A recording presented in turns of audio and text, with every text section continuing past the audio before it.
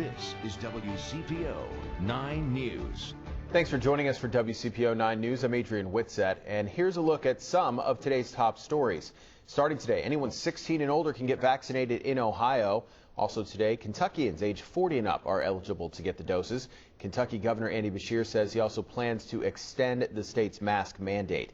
Indiana will expand vaccinations to anyone 16 and up starting Wednesday, and the Hoosier State's mask mandate ends on April 6th. Also happening today, the blighted Millennium Hotel connected to the Duke Energy Convention Center is scheduled to begin coming down. Cranes and heavy equipment moving in to tear down the two towers, that annex building, and the skywalk that connects to the convention center. The skywalk will be the first to go. Demolition and asbestos abatement are already underway inside. The whole process is expected to take 15 months into next summer. Elm Street will be closed during this. Holy Cross Immaculata Parish in Mount Adams bringing back the traditional praying the steps. Those who would like to participate, especially if you're at higher risk for catching coronavirus, you're asked to consider visiting earlier than Good Friday when fewer people are likely to be there. The church will be open for prayer today through Thursday from 9 a.m. to 6 p.m. Guidelines for social distancing are in place and masks will be required. Jen.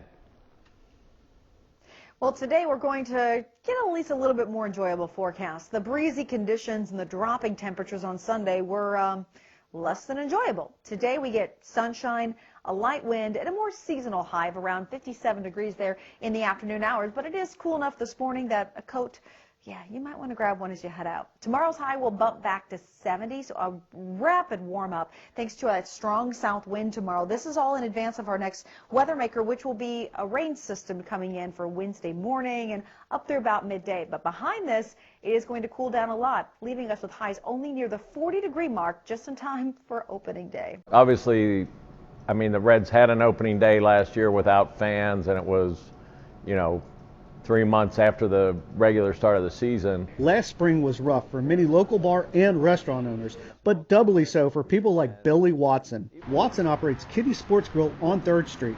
He said with Reds opening day being delayed for 3 months and Kitty's allowed to sell only carry-out food in April 2020, his bar took a big financial hit. The year before, we did more revenue on Reds opening day than we did the whole month of April last year. And we were literally open every day for April.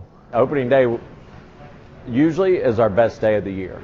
With baseball season opening on time this year and COVID-19 restrictions easing, Watson said he hopes to do better financially this opening day. Neither Watson nor Danny Scott, who operates Fishbowl at the Banks, expect to return to the opening day crowds of previous years, though. It's baby steps. Last year was very limited. This year's going to still be limited, but we're taking steps in the right direction, I think.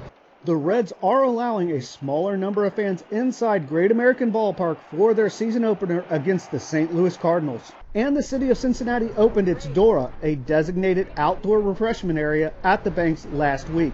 With Dora, we're going to be able to fit some more people down here. We're going to be able to take care of some more people, and we're going to be able to spread out and be safe. While Kitty's operates outside of the Banks open container district, Watson said he hopes the smell of the grill's chicken wings lures people over to his bar. It's like a Cincinnati holiday, so hopefully, people will be excited about the start of the season, and we'll have people here to watch the games. We got 12 TVs. Scott said he wants people to remain aware of safety protocols in order to end the pandemic soon. We still need to keep that in mind.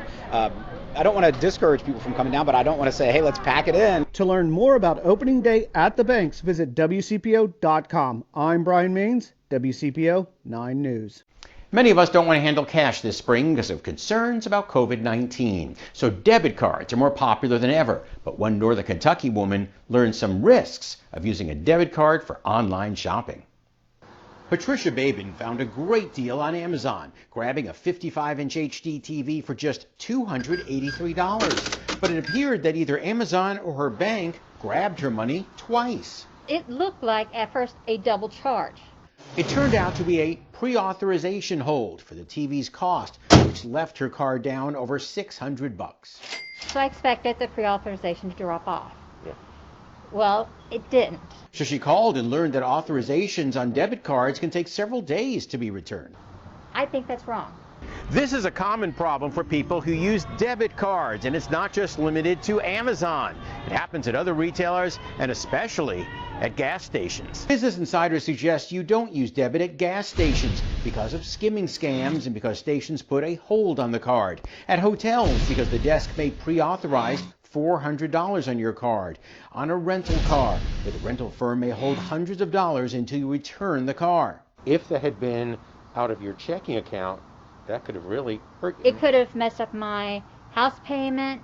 It could have messed my utilities payment. One last reason not to use a debit card for online shopping. If there's any fraud, you have to fight to get your money back. So always don't waste your money. I'm John Matarese for Good Morning Tri-State.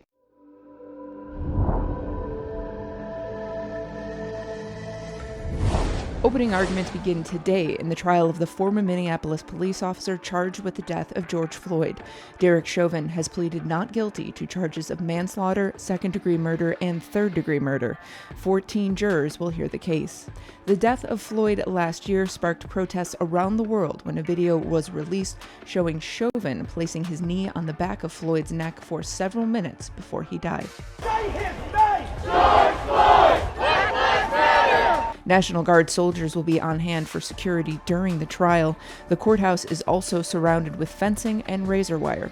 Authorities are urging demonstrators to remain peaceful. Testimony is expected to take up to a month. Crews have partially refloated a massive container ship wedged across the Suez Canal. Officials said there is still some work to do before the ship is completely freed. Crews from around the world have been working around the clock for nearly a week to help free the ship and reopen the international shipping channel. This week, President Joe Biden will unveil the first part of his infrastructure plan. A White House spokesperson said the president plans to separate his plan into two parts after considering one massive proposal. His first plan will focus on rebuilding roads and railways. The second part will be announced in a couple of weeks and will focus on, quote, social infrastructure, such as childcare and healthcare reforms. A White House spokesperson hinted that President Biden's proposal could come with tax increases.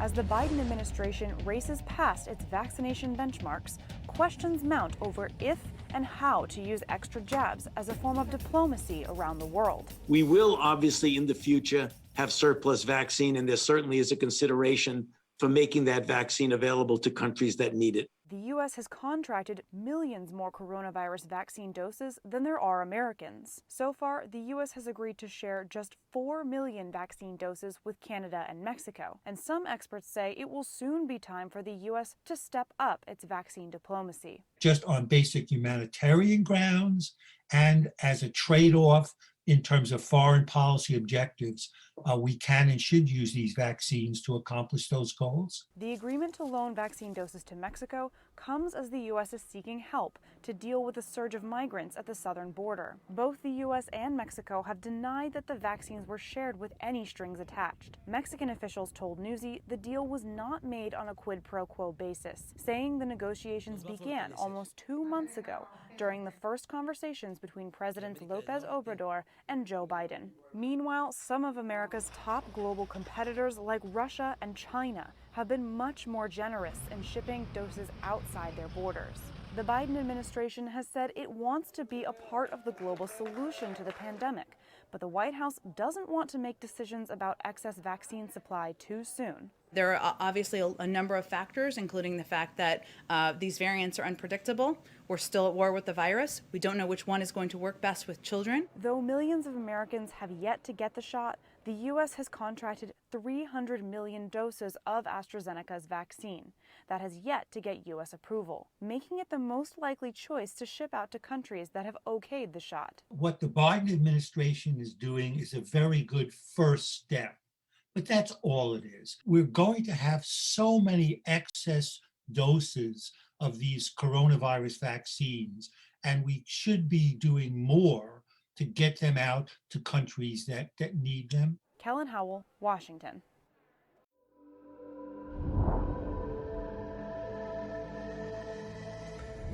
Progressives on Capitol Hill are one step closer to getting rid of some federal abortion restrictions. Democratic members of the House and Senate introduced the EACH Act Thursday, a bill aimed at permanently doing away with the restrictions from the Hyde Amendment, a 1976 provision that keeps federal funds from providing abortions in most cases. 1 in 4 women who are low income seeking an abortion are forced to carry to term. The rule applies to Medicaid recipients, the majority minorities. Whatever you think about the procedure, we should all agree that what's legal for a wealthy American should not be so inaccessible for Americans of color and low-income Americans. Hyde is a rider. It doesn't have to be a part of appropriations bills, but Congress has attached it for 40 years. Opponents could get rid of it by making sure it's not added to bills, or they could pass legislation that makes sure that government insurance covers abortions no matter what. Advocates got a temporary victory. The latest COVID relief package didn't include Hyde provisions. They praise the move, but want to see permanent action and guaranteed abortion coverage. That was just one piece of legislation, and it really won't have a huge impact on people who are seeking an abortion and struggling to make ends meet. The president supports the efforts, but Congress could be an uphill task for progressives. Polling on the issue depends on the question at hand. A 2021 Ipsos poll shows 58% who say health insurance should cover abortion, whether it's public or private. However, a 2021 Mayor's poll shows only 38% support taxpayer-funded abortions. The Hyde Amendment is a sort of cornerstone common sense pro-life protection, and we will be fighting to make sure it's included in the next appropriation bill. While this is likely to pass the House, it will need support of at least 10 Republicans and all Democrats in the Senate. Amber Strong, Northern Virginia.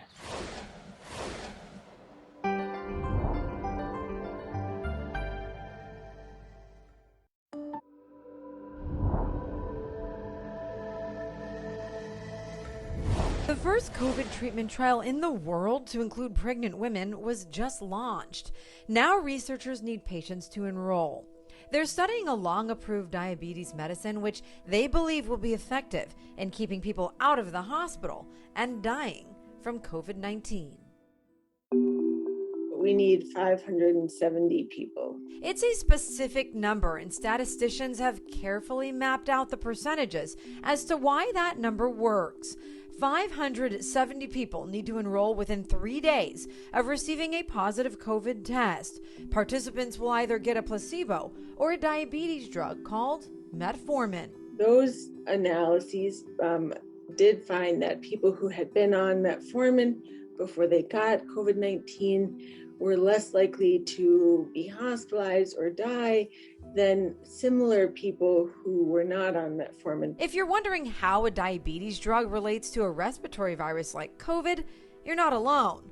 Dr. Carolyn Bramante is an assistant professor of internal medicine and pediatrics at the University of Minnesota Medical School. She's also the lead investigator of the study. It's very confusing too. We have had people ask, well, if metformin might reduce severity, why is diabetes, such a big risk for poor outcomes from COVID, which is a great question. So, diabetes is in a state of chronic inflammation, type 2 diabetes, and high blood sugar.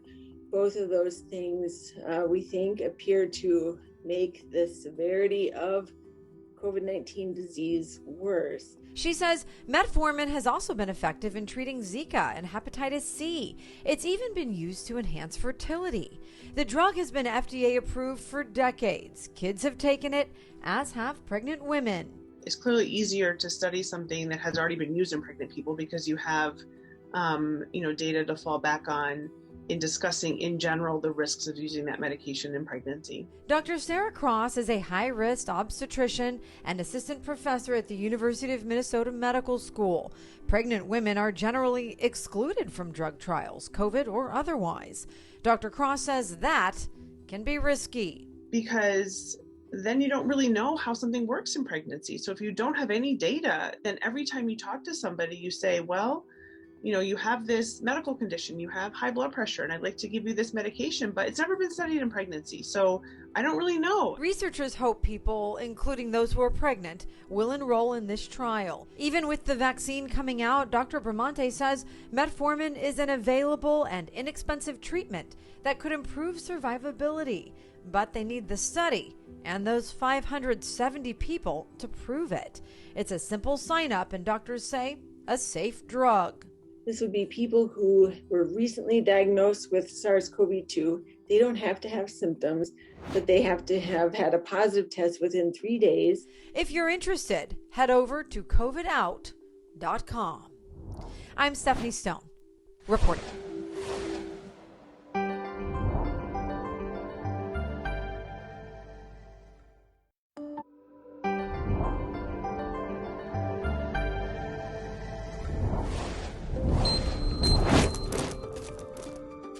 Working from home has changed the lives of millions of Americans and American pets. Turns out humans aren't the only ones who've spent the last year packing on the pounds.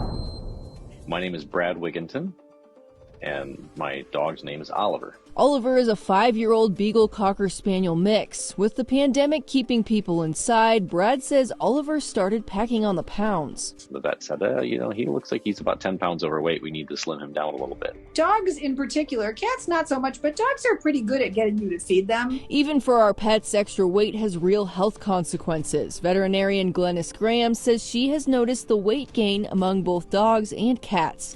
Those pounds come with serious health issues, including diabetes, high blood pressure, kidney disease, cancer, and arthritis. Just like humans, if dogs are carrying extra weight, it's hard on their joints, and particularly if you have a breed of dog that's prone to joint issues. Extra weight can also make respiratory problems worse for short-nosed dogs. A 2019 study shows overweight dogs have a lifespan up to 2.5 years shorter than dogs with a healthy body weight.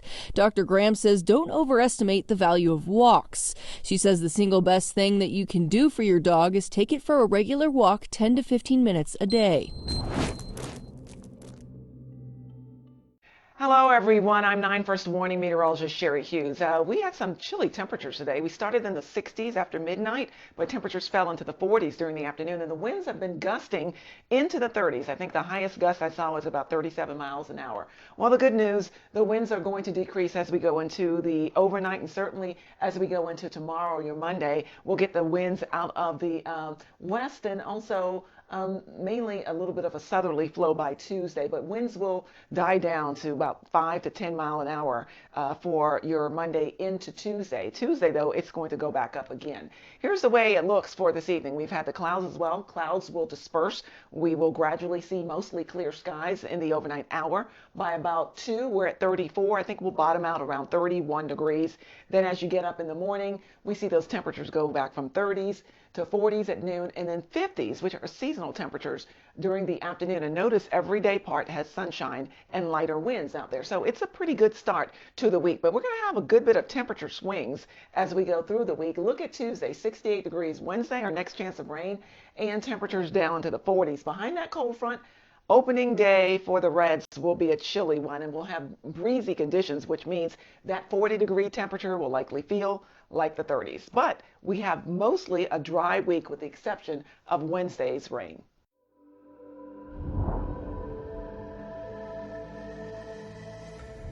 Millions of Americans have found themselves unemployed during this pandemic. Many have been able to find jobs, but there are plenty of other people who have spent months trying to find work.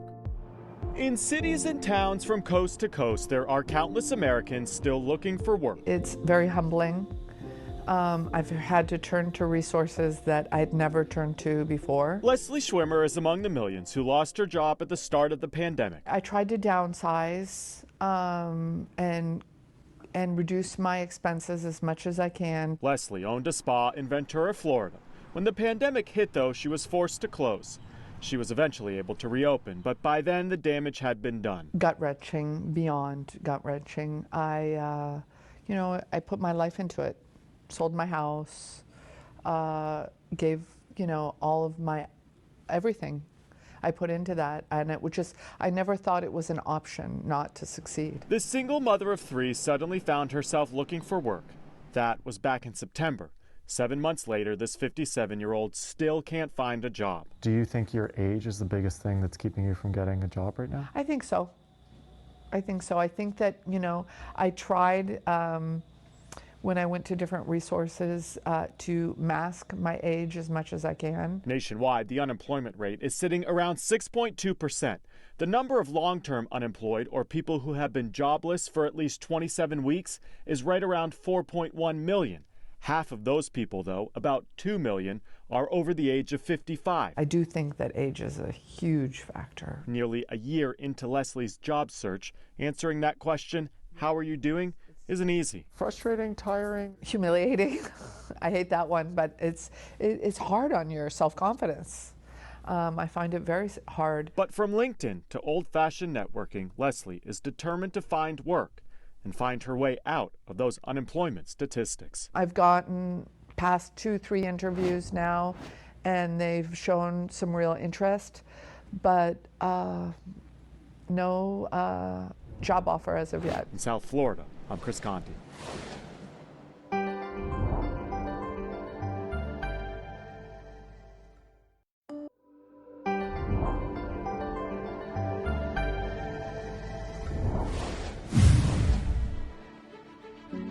It's a mini grocery store and food truck combined in one.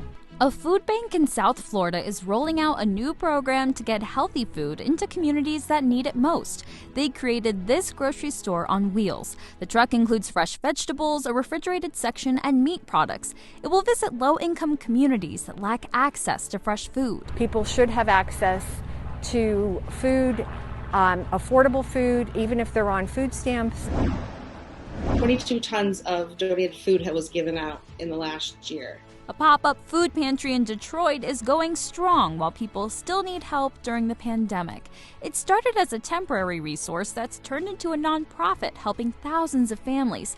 Last year, they provided 11,000 neighbors with food and essentials. They also keep several mini pantries stocked throughout the neighborhoods.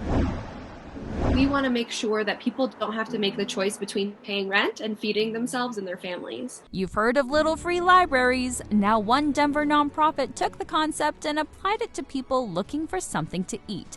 They created a community fridge that's hosted by the community and maintained for the community. If you need stuff, you just go and pick out whatever you like and take it home with you. It's really that simple.